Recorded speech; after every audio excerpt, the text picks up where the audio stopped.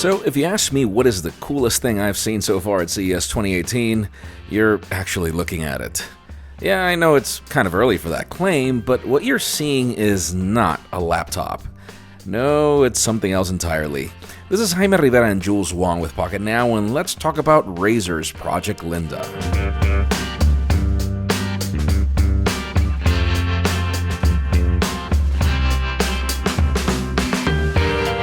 So, before we begin, do any of you remember the Asus Pad phone? Yeah, I don't blame you if you don't, but this is just to show that the concept of extending the use of a smartphone dates back years ago. It makes sense for one device to serve all your needs, and Samsung and Huawei have given it a stab last year, even if to a lukewarm reception. I'd say the Pad phone failed because Android was just not ready, and DeX requires just too many gadgets for you to jump in, only to kill your mobility. Project Linda is a different animal. Android is all grown up, and we've seen the power of the Qualcomm Snapdragon 835. Imagine the chassis of the Razer Stealth, carve out a slot for a trackpad, and turn your Razer phone into a laptop. Yes, we're talking about an aluminum body, which almost feels too light because inside you've got less internals. There's a battery here to charge your Razer phone. There's built-in storage in case you want to offload some of your files from the phone to the dock. Best of all, there is a ton of I/O here as well, from a 3.5mm headphone jack to USB-C and USB-A.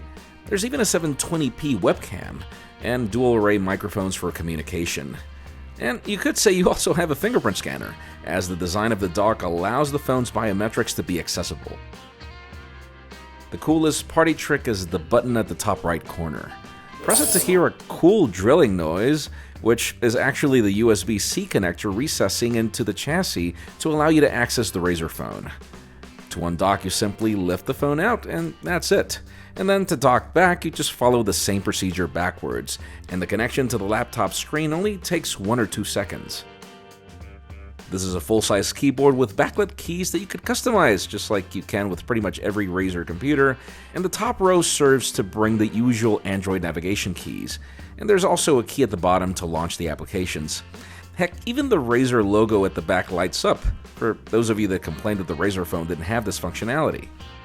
Oh, and if you're asking yourself where the speakers are, well, the Razer phone has more than enough of that, and they're actually pointing in the right direction. When it comes to the user interface, yeah, it actually gets better.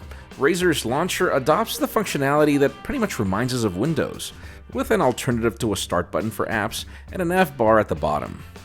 Your phone now becomes your trackpad, so it dims so that you can control the display. And yes, I found myself trying to press the button on the trackpad repeatedly, just to remember it was a phone. And you know what? I think the reason for that is because this actually feels natural. The idea makes so much logical sense to me. Razer claims that this is still a work in progress, where plans are for the screen to support touch, which is still not available at the moment, and also for the phone to allow dual app launching with both screens serving different purposes.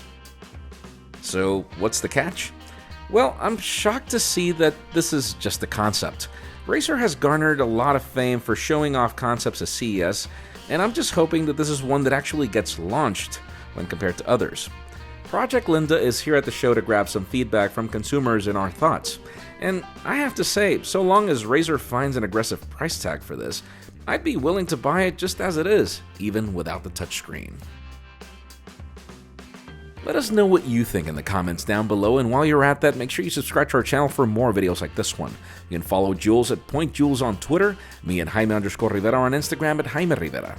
Please give this video a thumbs up if you like what you saw. I am Jaime Rivera. We've got more coverage from CES 2018 coming soon.